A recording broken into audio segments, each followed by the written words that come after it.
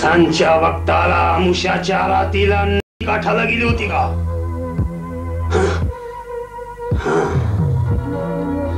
मग भूत बराबर झपाटले. ओम ह्रीम क्लीम. या जगात भूत अस्तित्वात असं ज्यांना वाटतं त्यांनाच भूत लागतं.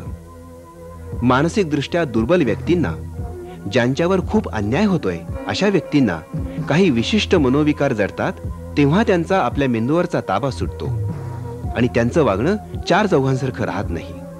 नातेवाईक म्हणू लागतात, बाईला झपाटलं. याही स्त्रियांना दुय्यम स्थान असतं.